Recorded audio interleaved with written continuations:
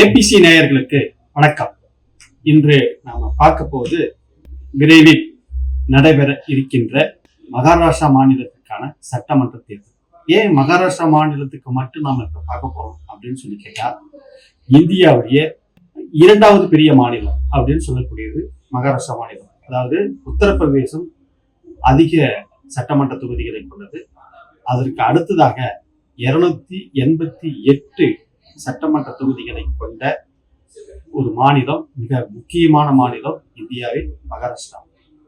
அந்த மாநிலத்துல கடந்த 2019 தேர்தல் நடக்குது. அந்த தேர்தல் போது சிவசேனா பாரதிய ஜனதா கட்சி கூட்டணி அமைச்சு தேர்தலில் போட்டிட்டாங்க. அதே மாதிரி காங்கிரஸும் தேசியவாத காங்கிரஸும் கூட்டணி அமைச்சு போட்டிட்டாங்க. அதுல பாரதிய ஜனதா கட்சியினுடைய தலைமையில சிவசேனா கூட்டணி அமோக வெற்றி பெற்றது, ஆட்சியை பிடிச்சாங்க. இந்த சூழ்நிலையில ஏறத்தாழ உத்தவ் தாக்கரே நீண்ட காலமாக அந்த மாநிலத்தினுடைய முதலமைச்சராக வரணும்னு சொல்லிட்டு ஒரு ஆவல்ல இருந்தாரு. அந்த நெருக்கடியான அந்த காலகட்டத்துல அவரும் விரும்பினார். அதாவது சுயேட்சை முறையில பிஜேபியும் சிவசேனாவும் மாறி மாறி முதலமைச்சர் பதவியா எடுத்துக்கலாம் அப்படின்னு சொல்லிட்டு அவர் ஒரு கருத்து வச்சிருந்தாரு. அதுக்கு பாரதிய ஜனதா கட்சி இடம் கொடுக்கல. அதனால என்ன நடந்துருச்சு அப்படின்னு சொல்லி கேட்டீங்கன்னா, நேர் எதிரான தேசியவாத காங்கிரஸ் கூட அந்த பிஜேபி கூட்டணியை உடைச்சுக்கிட்டு வந்து சிவசேனா கூட்டணி அமைச்சு உத்தவ் தாக்கரே முதலமைச்சராக. இது அந்த மாநிலத்துல மட்டுமல்ல, இந்தியாவிலேயே மிகப்பெரிய ஒரு அதிர்வலையை ஏற்படுத்துது. காரணம் என்ன அப்படின்னு சொல்லி கேட்டீங்கன்னா, சிவசேனான்றது நேரடியா RSS, பிஜேபி, சிவசேனா அப்படின்னு சொல்லக்கூடிய ஒரு வலதுசாரி அமைப்பு. அவங்களுடைய கொள்கை சித்தாந்தம் எல்லாமே ஒரு வலதுசாரி சித்தாந்தம் கொண்டது. அங்க ஒரு ராஜதந்திரி இருக்காரு, சரத்பவர். அவரு தான் என்னன்னு கேட்டா பிஜேபி கூட்டணியில இருந்து உத்தவ் தாக்கரே பிரிச்சு சிஎம் ஆக்குனாரு. இந்த சூழ்நிலை கொஞ்ச நாள் போயிட்டு இருந்தது. திடீர்னு பிஜேபி தன்னுடைய அரசியல் காய் நகர்த்தல ஆரம்பிச்சது. உத்தவ் தாக்கரேனுடைய கட்சியை, அதாவது சிவசேனாவையே உடைச்சி ஷிண்டே தூக்கிட்டு முதலமைச்சர் ஆக்குறாங்க.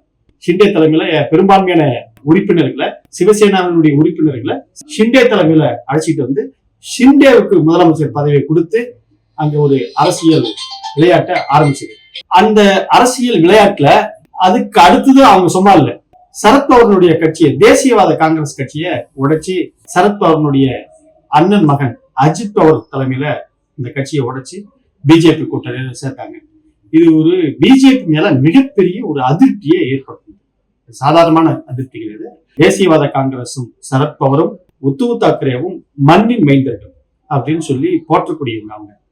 அவங்க நீங்க எத்தனை கட்சிகள் அங்க வந்தாங்கன்னா கூட சரிதான், பிஜேபியோ காங்கிரஸோ எது வந்தாங்கன்னா கூட சரிதான், சரத்பவருக்கு அங்க ஒரு பெரிய ஸ்ட்ராங் பேஸ் இருக்குது. அதே மாதிரி உத்தவ் தாக்கரேக்கும் ஒரு ஸ்ட்ராங் பேஸ் இருக்குது. அவங்க ரெண்டு பேருமே அங்க ஒரு மிகப்பெரிய ஜாம்புவான்கள். அவர்களுடைய கட்சியை அதிகாரத்தை பயன்படுத்தி பிஜேபி உடைச்சி தனியா ஒரு ஆட்சி அமைச்சாங்க பாருங்க. அது அந்த மக்கள் மத்தியில பிஜேபி மேல ஒரு மிகப்பெரிய கோபத்தையும் அதிருப்தியும் ஏற்படுத்துது. அது கடந்த நாடாளுமன்ற தேர்தலில் பிஜேபிக்கு பலத்த அடிய அங்க கொடுத்தது. இதான் அங்க இருக்கக்கூடிய சூழல். இந்த நிலையில இப்ப 2024 இறுதியில சட்டமன்ற தேர்தல் நடைபெற இருக்கிறது. அந்த சட்டமன்ற தேர்தல இன்னும் அறிவிக்கல, தேர்தல் ஆணையம் இன்னும் தேதி அறிவிக்கல. ஆனா அந்த சட்டமன்ற தேர்தலை குறித்து எலெக்ஷன் ட்ராக்கர் அப்படின்ற ஒரு நிறுவனம் கருத்து கணிப்பு ஒண்ணு வெளியிட்டிருக்காங்க. அந்த கருத்து கணிப்பு தான் பெரிய விவாத பொருளாகவும் பேசும் பொருளாகவும் மாறிட்டு இருக்கு. பிஜேபி சிவசேனா கூட்டணி அவுட்டா, இனிமே அந்த கூட்டணி மகாராஷ்டிராவில பிஜேபி அவுட் அப்படின்ற ஒரு சூழ்நிலை அங்க மாறிட்டு இருக்குது. அந்த எலெக்ஷன் ட்ராக்கர் அந்த நிறுவனம் கிட்டத்தட்ட 6 மண்டலங்களாக பிரிச்சு மகாராஷ்டிரா வடக்கு, மகாராஷ்டிரா தெற்கு அப்படின்னு சொல்லிட்டு கிட்டத்தட்ட 6 மண்டலங்களாக பிரிச்சு அந்த கருத்து கணிப்பை வெளியிட்டு இருக்காங்க. அந்த கருத்து கணிப்புல என்டிஏ கூட்டணி, அதாவது பாரதிய ஜனதா, ஷிண்டே தலைமையில இருக்கக்கூடிய சிவசேனா, அஜித் பவர் தலைமையில் இருக்கக்கூடிய தேசியவாத காங்கிரஸ் ஆகிய கூட்டணி 6 மண்டலங்களையும் சேர்த்து 112 தொகுதிகளை பிடிக்கும் அப்படின்னு அந்த கருத்து கணிப்பு சொல்லியிருக்கு. அதே கருத்து கணிப்புல உத்தவ் தாக்கரே தலைமையில் இருக்கக்கூடிய சிவசேனா, சரத்பவர் தலைமையில் இருக்கக்கூடிய தேசியவாத காங்கிரஸ் ஆகிய 3 கட்சிகளுடைய கூட்டணி 165 தொகுதிகளில் வெற்றி பெறும் அப்படின்னு சொல்லி அந்த கருத்து கணிப்பு சொல்லியிருக்குது.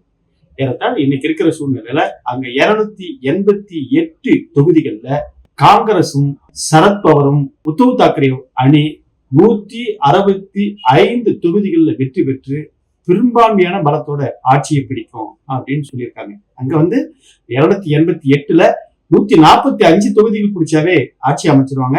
அந்த கூட்டணி இன்னும் கூடுதலாக ஒரு 20 தொகுதிகளை பிடித்து 165 தொகுதிகளுக்கு மேல அந்த கூட்டணி வெற்றி பெறும். பாரதிய ஜனதா கட்சி தலைமையில் இருக்கக்கூடிய ஷிண்டே கூட்டணி அம்போ அவுட்டு அப்படின்னு சொல்லிட்டு அங்க இருக்கக்கூடிய தகவல் வெளியில வந்துட்டு இருக்குது.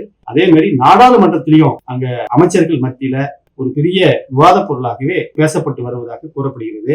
அதாவது பிஜேபி மகாராஷ்டிராவில் அவுட்டு அப்படின்ற மாதிரி பேசிக்கொண்டிருப்பதாக தகவல் வருகிறது. எனவே எதுவா இருந்தாலும் மகாராஷ்டிரா மாநிலத்துல காங்கிரஸ் தலைமையில் இருக்கக்கூடிய கூட்டணி அமோக வெற்றி பெறும். மீண்டும் காங்கிரசுக்கு, ராகுல் காந்திக்கு ஒரு புத்துணர்ச்சியை ஏற்படுத்தக்கூடிய இந்த தேர்தலாக மாறியிருக்கிறது. நன்றி, வணக்கம்.